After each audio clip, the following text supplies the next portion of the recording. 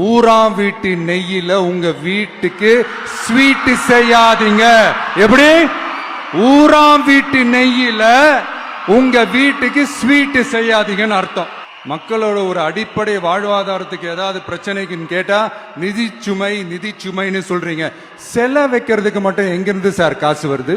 நம்ம தமிழ்நாடு கவர்மெண்ட் இருக்கிற அந்த நிலைமையை பத்தி நான் உங்ககிட்ட நான் சொல்லணும். கிட்டத்தட்ட 10 லட்சம் கோடிக்கு மேல கடன் வாங்கி வச்சுட்டு போயிருக்கிற இன்னைக்கு அந்த தமிழ்நாடு அரசு இருக்கிறப்போ, கஜானாவை சுத்தமா தொடச்சி வலிச்சு வச்சுட்டு போயிருக்கிறப்போ, தூக்க முடியாத சுமையை ஏத்தி வச்சுட்டு போயிருக்கிறப்போ,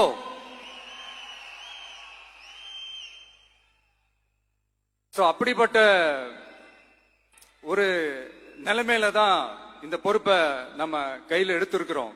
முதல்ல மக்களுக்கு அந்த சோறுக்கு வழி பாருங்க சார். செலவைக்கிறத பத்திலாம் அப்புறமா யோசிக்கலாம். கேஸ் சிலிண்டருக்கு மானியமா 100 ரூபாய் தரேன்னு சொன்னீங்களே, என்னாச்சு? கரும்புக்கு ஆதார விலையா 4000 ரூபாய் தரேன்னு சொன்னீங்களே, என்னாச்சு? அனைத்து சட்டமன்ற உறுப்பினர்களுக்கும் அரசு சார்பில் வாகனம் வழங்கப்படும் என்பதை மகிழ்ச்சியோடு தெரிவித்துக் கொள்கிறேன். காட்டுமன்னார்கோவில் சட்டமன்ற தொகுதி உறுப்பினர் திரு ஜோதிமணி அவர்கள் பேசும்போது, பல எம்எல்ஏக்களிடம் சொந்தமாக வாகனம் இல்லை என்றும், தொகுதி பணிகளை ஆய்வு செய்யவும் பார்வையிடவும் கடினமாக உள்ளதாகவும், லஞ்சமில்லாத நேர்மையான ஆட்சி அமைய உறுப்பினர்களின் அடிப்படை தேவைகளை அரசு பூர்த்தி செய்ய வேண்டும் என்றும் கோரிக்கை வைத்தார்.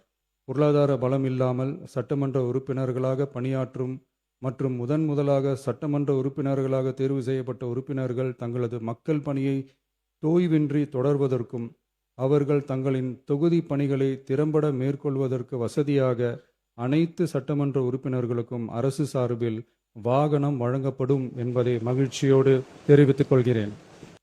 சட்டமன்ற உறுப்பினர்களுக்கு அரசு வாங்கி வழங்கும் வாகனத்தை பராமரிக்கும் விதமாக வாகனத்திற்கு ஓட்டுநர், எரிபொருள், வாகன பராமரிப்பு உள்ளிட்ட செலவினங்களுக்காக மாதந்தோறும் ரூபாய் 75,000 வாகன படியாகவும், அலுவலக பணிகளில் உதவி செய்ய ஓர் உதவியாளரை நியமித்துக் கொள்ள மாதந்தோறும் ரூபாய் 25,000 உதவியாளர் படியாகவும் வழங்கப்படும். எங்கிருந்து சார் காசு